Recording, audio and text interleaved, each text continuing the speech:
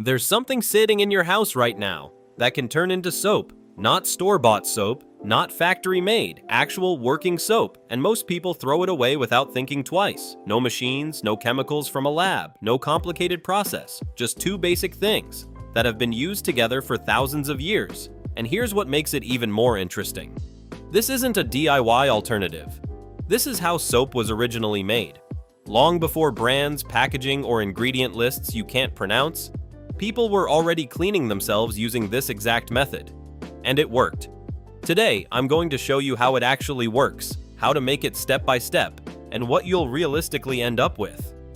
Because the honest version of this is far more interesting than the polished version you usually see online. You've probably noticed this before without thinking much about it.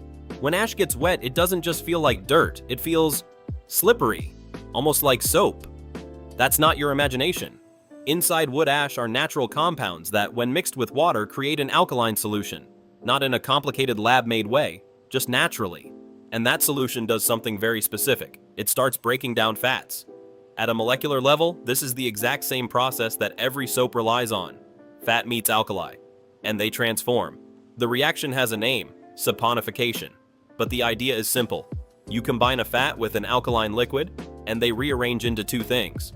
Soap, the part that cleans, and glycerin, the part that keeps your skin from drying out. And here's the key detail most people miss. This isn't a modern discovery. This reaction has been happening naturally for as long as fire, ash, and fat have existed together. People didn't invent it, they noticed it and started using it. Thousands of years before modern soap existed, people were already doing this. Not in factories, not with machines, just with fire, ash, and whatever fat they had available. One of the earliest recorded methods comes from ancient Mesopotamia, where people intentionally mixed ash and fats to create a cleaning substance. It wasn't branded, it wasn't refined, but it worked. The Egyptians used similar mixtures for both cleaning and treating skin. The Romans scaled it into something closer to production, and by the time you reach the Norse and Viking era, this wasn't a discovery anymore, it was just part of life. Soap wasn't something you bought, it was something you made. Every season, after fires had burned down and ash had collected, people would turn what was left behind into something useful. Nothing wasted. The same process, repeated across generations, without anyone needing to explain the chemistry behind it. And here's what's interesting. The materials haven't changed. The ash is still the same. The fat is still the same. The process hasn't evolved. Only the way we think about it has. So what do you actually need to make this? Surprisingly, not much. First, wood ash. But not just any ash. You want ash from fully burned hardwood, things like oak, maple, or hickory. When wood burns completely, it leaves behind a fine, pale powder. That's what you're after. Not the chunky black pieces, not half-burned charcoal. The lighter and finer the ash, the better it works. Next, water. Rainwater or distilled water works best. Nothing complicated, just water without extra minerals that might interfere with the process. Then, fat. This is where it becomes flexible. Animal fat like tallow or lard works reliably and gives a strong, effective soap. Oils like olive or coconut can also be used depending on what you have. At the end of the day, it doesn't need to be perfect. It just needs to be fat. And finally, a container. Something simple. Wood, glass, or stainless steel. One thing to avoid, aluminum. Because the liquid you're about to create doesn't just sit there quietly, it reacts. And it reacts strongly enough that the wrong material can cause problems. That's it. No long shopping list, no special tools, just basic materials, most of which are already around you. The process starts with the ash. You place it into your container, loosely, not packed tight. Think of it more like a filter than a solid block. Then you slowly pour water over it. Not all at once. Let it move through the ash, soaking it, pulling things out as it goes. As the water passes through, something changes. What comes out the other side isn't just water anymore, it's darker, slightly slippery to the touch. That liquid is what makes everything possible. This is your alkali solution. Now here's where it gets interesting. You don't just use it once, you run it through the ash again, and again. Each time it becomes stronger, more concentrated, more effective. And there's a simple way to check if you've done it right. People figured this out long before lab equipment existed. You take something like an egg and place it in the liquid.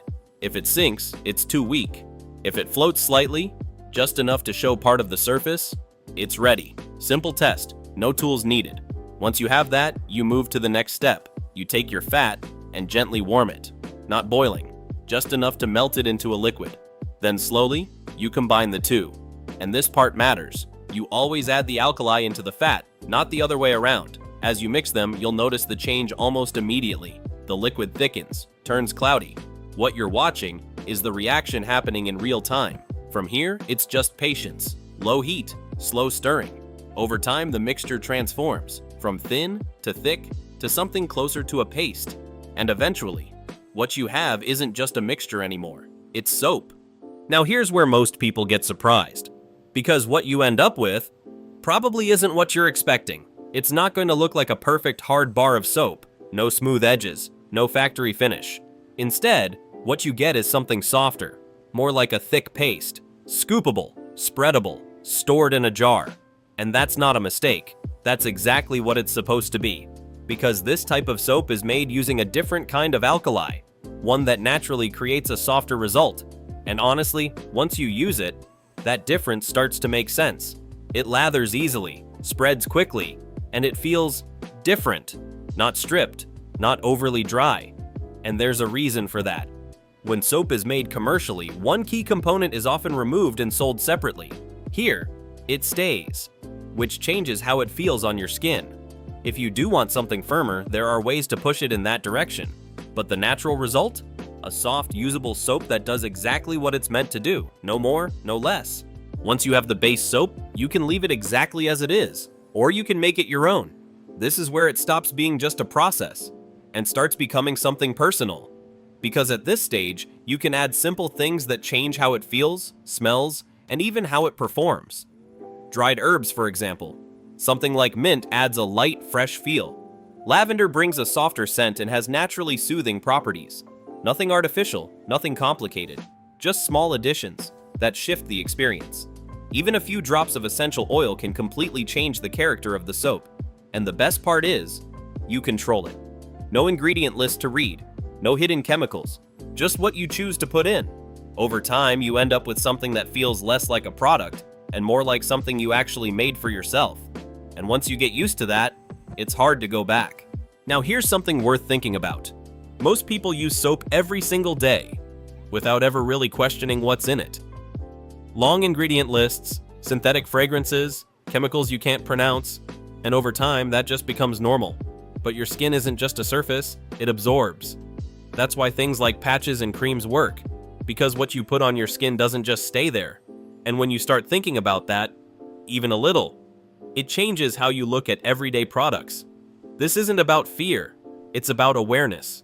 Because once you understand that something as simple as ash and fat can create a working, effective soap, you realize something important. You don't always need more complexity. Sometimes you just need to understand the basics. This method worked thousands of years ago. It still works now, not because it was rediscovered, but because it never stopped working. And whether you're doing this for self-reliance, curiosity, or just to understand how things actually work, now you know.